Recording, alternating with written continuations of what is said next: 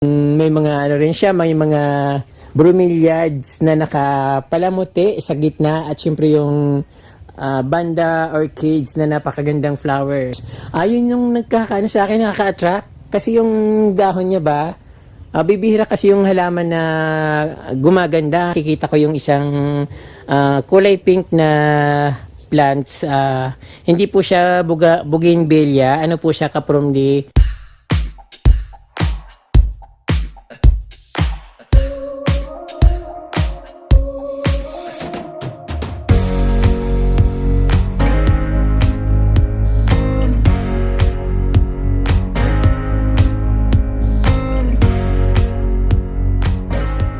Magandang araw sa inyo mga kapromdi. Nandito po ako sa Barangay Burabo, dito sa bayan ng Lagunay, Camarines Sur. At ngayon po ay tuwang-tuwa na naman ako dahil may nakita na naman akong napakagandang garden. Ang may-ari po ay siyempre retired teacher at siyempre senior citizen. Kapromdi, napakaganda ng kanyang garden. Kaya nga ako napatigil dito sa kanyang harapan ng bahay kasi napakaganda at malawak. Ayun, gusto kong ipakilala sa inyo si ma'am, isang retired teacher, saka yung siyempre si sir na kanyang husband. So, pupuntahan natin si ma'am sa kanyang tahanan dito. Magandang araw po ma'am, magandang umaga po. Magandang umaga naman. Opo, pwede po ba ma'am makilala po muna? Ako, Opo. Mrs. Barciliano, Elvira, Mrs. Elvira Barciliano po. Retired teacher of Burabod Elementary. Opo, matagal na po ba kayo ma'am nag-gardening? Tagal na. Opo, kayo po mismo yung nagtatanim ng mga halaman? Minsan nag-hire ako ng tagalinis. Opo, ako na lang po ma'am tagalinis. So, nag-gardening din po ako ma'am kasi mas maganda po yung garden nyo. Kailan pa po kayo nagsimulang mag-gardening ma'am? Ay, noon pa. Kahit na nagtuturo pa ako noon. Opo, so talagang continuous po yung pag-garden nyo ever since. So, napakalawak po ng garden nyo ma'am. Gusto ko tong ipakita sa mga ating viewers. Alam nyo po ba ma'am yung mga mga viewers ay mga karamihan teachers, retired teachers, mga senior citizen, yung iba mga OFW, mga nananirahan na sa Amerika, Japan, at iba't ibang bansa. So, lahat po sila mostly mga 60 plus na. So, ayun, natutuwa po ako ma'am na willing po kayong ipakita yung garden nyo na maganda at para rin po yung mga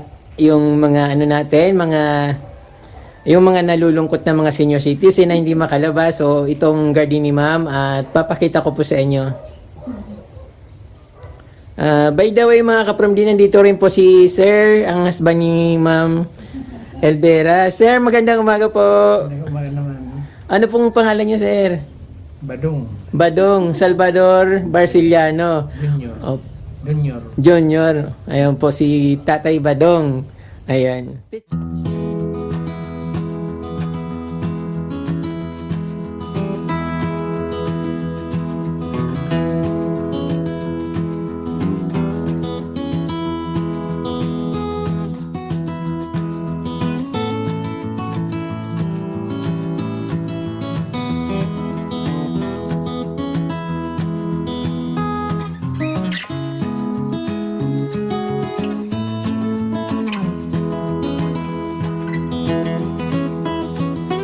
So, nakikita nyo naman yung kapromdi, yung mga insulin plant, napakaganda at hindi masyadong halata sa labas, pero nung medyo tumingin-tingin ako at binagalan ko yung takbo ng motor ko, nakita ko sobrang ganda pala kapromdi. So, ito yung mga garden ni ma'am dito, Ma'am Elvira.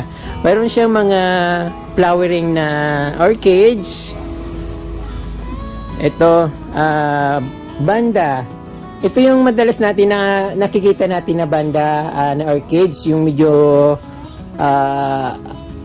familiar sa atin. Then meron din siya mga bromeliads, yung mga plant na insolent flowering siya. Tapos napakalago ng kanyang picara plants. Ayan, napakaganda.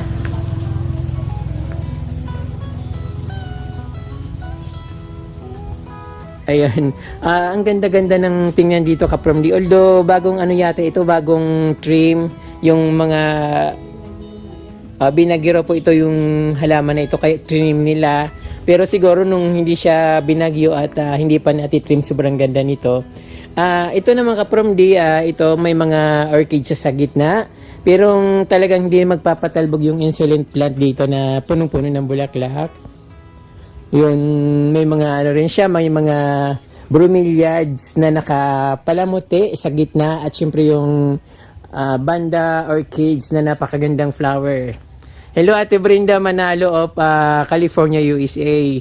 Ate Brenda, ito po yung favorite na bulaklak, mga bulaklak ng orchids. Palagi niyo pong sinasabi sa akin na gustong-gusto niyo yung bulaklak ng orchids. Ayun po. At favorite niyo po yung halaman na orchids. Dito naman po ito yung cobra plant na yung tinatawag na cobra, maliit siya at yung siyempre yung dahon niya ay yung bulaklak niya maliit lang.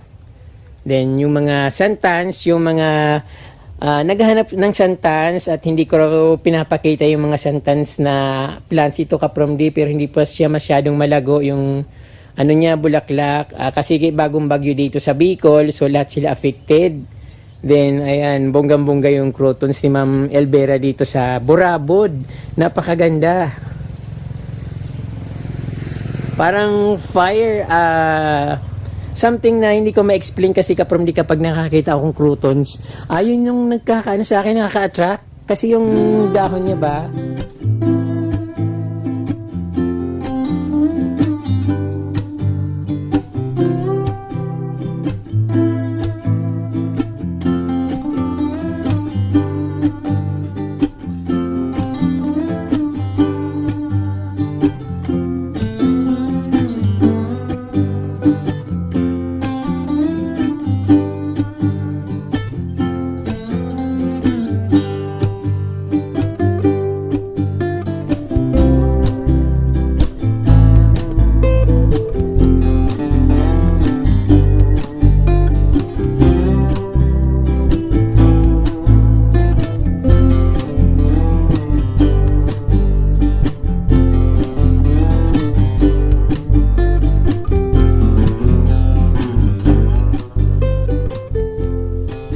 din dito naman sa ano, ang ganda ng kulay ng bahay ni Ma'am, kulay pink.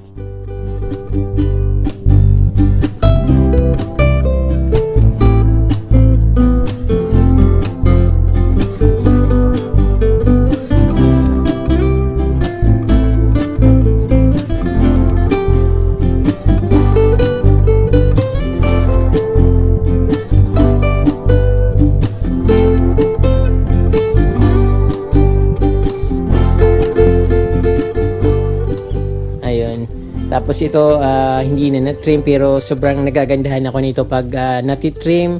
Ito yung parang Pokian tree. Pero Pokian tea. Pero hindi siya yung Pokian tea na yung bilog-bilog yung dahon. Kasi ito, maganda rin siya yung dahon niya may mga tinik. Pero pag, pag nadidikit ako dyan, namamantal yung katawan ko. Pero gusto ko yung plant na yan. Then dito naman napakaraming, palmera plants or areca palm.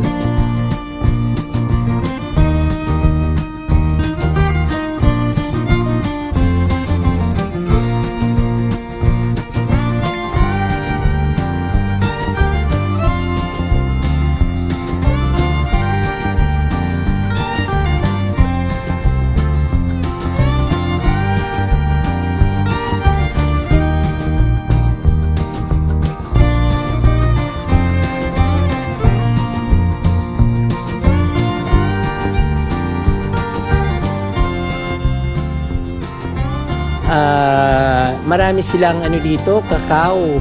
Yung cacao tree, yung ginagawang chocolate or chocolate tree.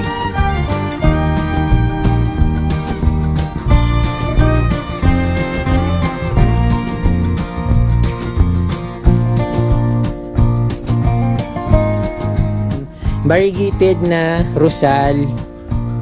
At sa gitna ng variegated na rosal, mayroon din variegated na gumamela. Ayun. So napakarami niyang variegated na rosal dito. Nakapaligid niya. Tapos yung may mga crotons din. Yung croton na ito ay maganda ito kapag tumaba siya. Yung lumalaki yung dahon niya, sobrang gandang tingnan. Kaya lang dito parang hindi yung lupa. Siguro hindi siya hiyang sa lupa kaya hindi masyadong tumaba din yung mga variegated na anong tawag dito? Chinese bamboo plant. Ganda ng kapaligiran ng garden ni Ma'am Elvira dito.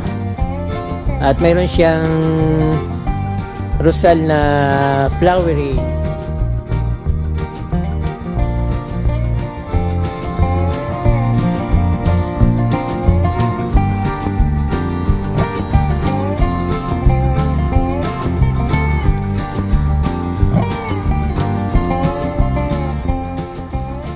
So, ayan nga, kapuram din nakikita niyo yung bahay ni Ma'am Elvira at ni Sir Salvador or Tatay Badong. So, ayun, dito naman kapuram din sa side ng kanilang bahay. Ito pa rin, napakaganda pa rin tingnan dito. Maraming mayana. Pero yung mayana niya medyo payat kasi tag-ulan ngayon. May mga bromeliads.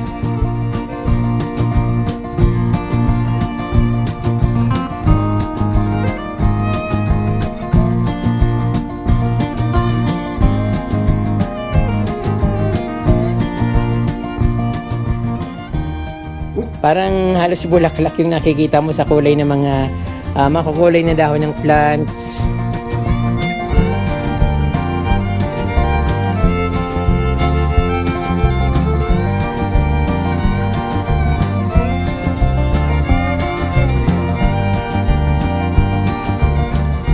Punta tayo dun sa kabilang side Kaprom Dim. Malaki yung garden dito ni Ma'am. Marami rin siyang croutons, mayroon din siyang pumilo katulad ng garden ni Ma'am Annabel sa Tigawan. Punong-puno din yung bunga yung pumilo nila. Then, syempre maraming ang lalaki ng mga aglaw dito. So, na-recall ko na yung pangalan ng aglo na ito Kaprom Dim, Aglo Doña Carmen. So, ayun. Very familiar itong Doña Carmen na ito, aglo na Doña Carmen, kasi meron siyang ibang variety na yung kulay puti na medyo rare, semi-rare. Din ito naman yung white angel na aglo. Then mga snake plant. Ang ganda naman.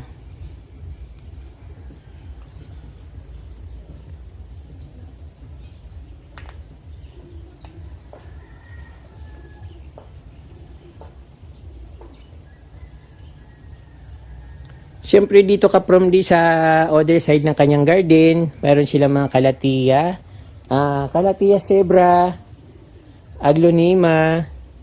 Very familiar ito sa ating aglonema na ito.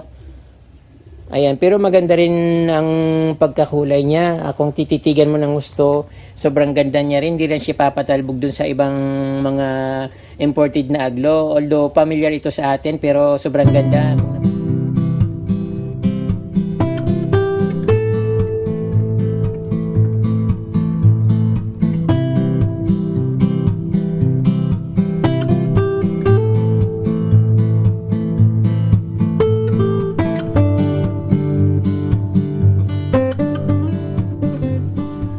Sa iba Kaprom Dim, naghanap silang mga variegated na rosal. Dito napakaraming variegated na rosal. Halos nakapaligid sa kanyang bahay mga variegated na rosal. Ayan o, napakadami. At ang lalaki niya na. At sa likod, may mga croutons, may mga bird nest ferns.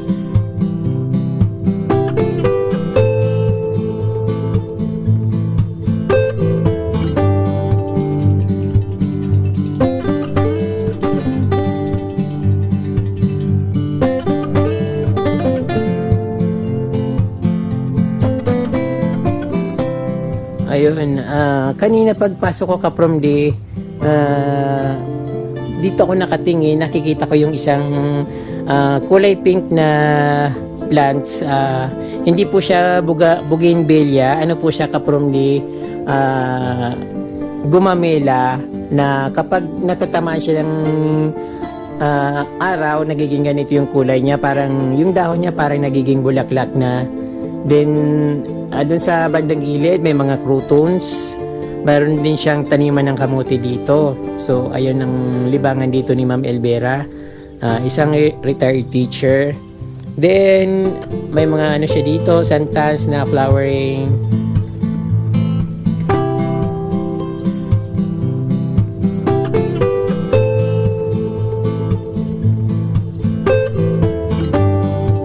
Ganda, no? Ang lawak ng garden ni ma'am dito.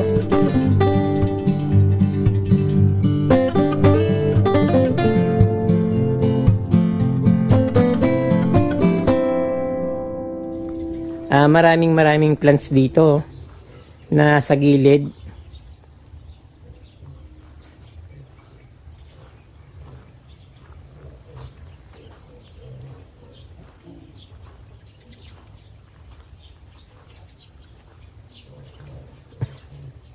Mayroon siyang ano dito, labuyo na plants. Marami siyang bunga. Gusto ko rin magkaroon ng ganyan. Dati kasi mayroon akong ganito. So, napapabayaan ko lang, hindi ko rin naman nakukuha yung bunga. Pero, siyempre, masarap yung mayroon kang sili na ano sa garden mo. Kasi, pag gusto mong medyo may maanghang yung kakainin mo, pwede kang kumuha ng ano, kahit pa isa-isa lang. Or, pwede mo siyang ilagay sa suka. Suka na may bawang, tapos ilagay mo yung bunga ng sili na ano, tapos ibabad mo doon. So, napakasarap niyang sausawan sa mga katulad ng lumpia. Ayun. Ang dami-dami ko na naman sinasabi. So, ayun ka-Perm D, dahil kakatapos lang ng bagyo dito, yung mga saging parang na wagay-wagay, parang ganun. Then, meron siyang lily plants nandito sa likod. May flower siya. Ayun, stargazer.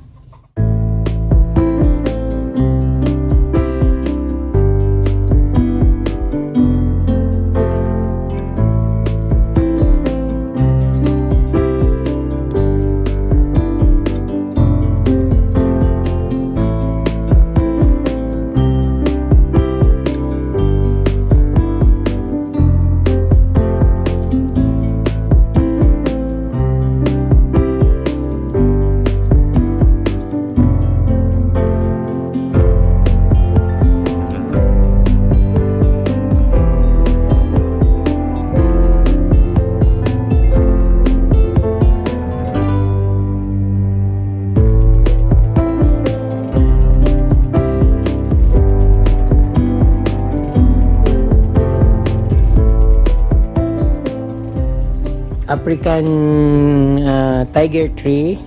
Ayan, maganda rin yung pagkatubo niya. Paskong Pasko na dito kay ma'am. Mayroon na siya mga lantern. Ayan, ang gandang tingnan. Tapos bumabagay naman sa kanyang napakagandang biranda dito sa kanyang harapan ng kanilang bahay.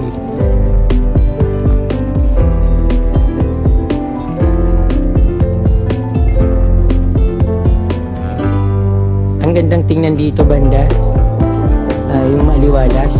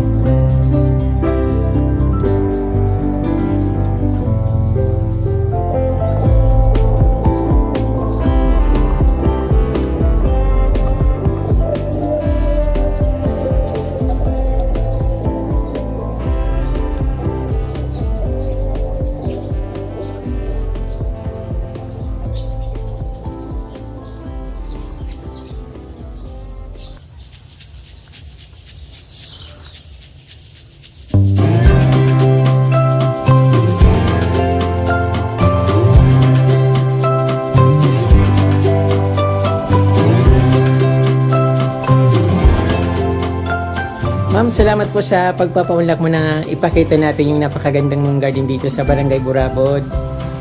Salamat po.